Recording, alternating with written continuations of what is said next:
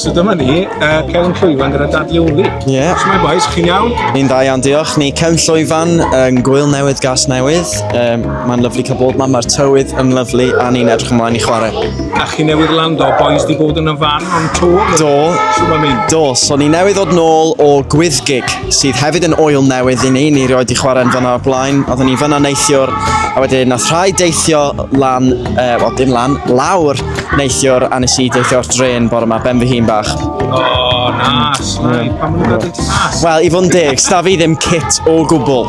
So fi just yn gorfod rocio lan. Hence pan mae fi, wel ie. Ti'n ddigwyd. O, wonderful. So chi'n bisi ar hyn o bryd felly? Ydyn ni yn eitha prysur ar y foment. Mae gyda ni lot o gigs ar y ffordd. Dyn ni'n tafwyl wythnos nesaf a ni'n edrych ymlaen yn fawr ar gyfer hynny. Ni mhen y bont ar ogwr, yn ogi ogwr. Lle oedden ni'n chwarae flwyddyn diwethaf am y tro cyntaf.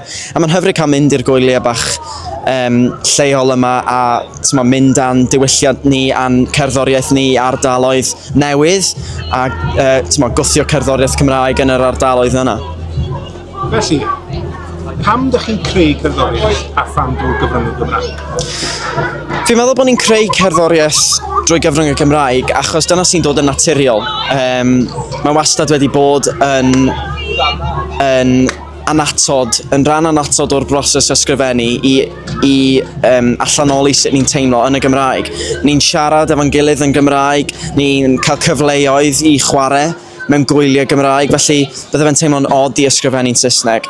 A fi'n meddwl yr un yw'r gerddoriaeth, yr un yw'r neges, yr un yw'r straeon ni'n canu, jyst bod nhw'n digwydd mewn iaith sydd yn fwy cyfarwydd i ni. Hwna'n ateb wych. Diolch yn fawr.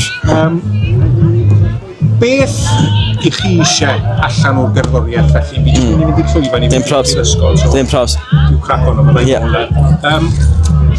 chi eisiau gwneud? Beth ti eisiau? Beth yw chi uchelgas chi fel bach? Iawn.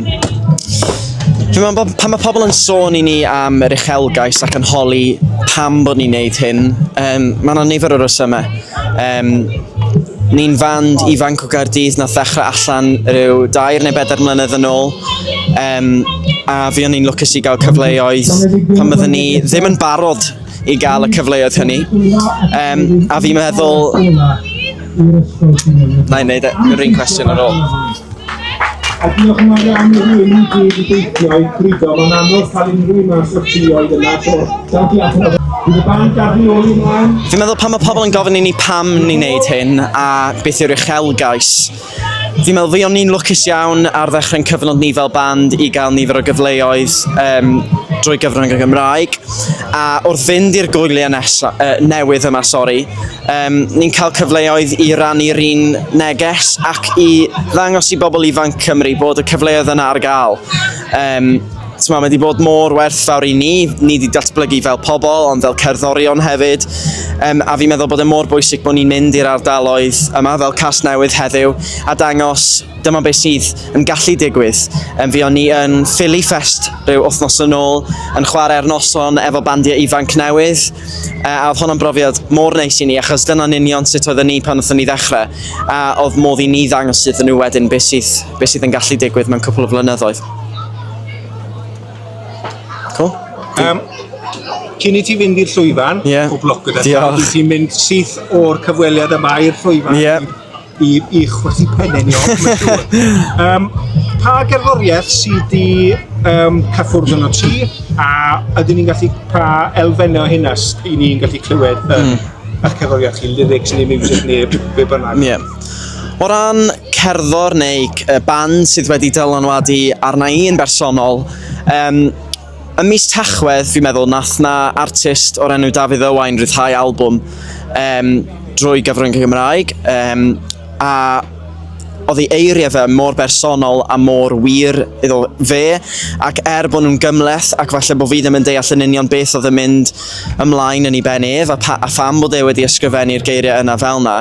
Nath e just ysbrydoli fi i wneud union rhywun peth a dangos mae'r geiriau yma'n wir i fi, ac os dwi'n teimlo'r geiriau yma, mae modd wedyn i'r gynulleidfa ddeall yr hyn dwi'n trio ddweud. Ac felly, os ydych chi ddim wedi clywed yr album, ewch i wrando nhw fe nawr, ar ôl gwrando'r album Dadleoli. Brilliant. Diolch yn fawr.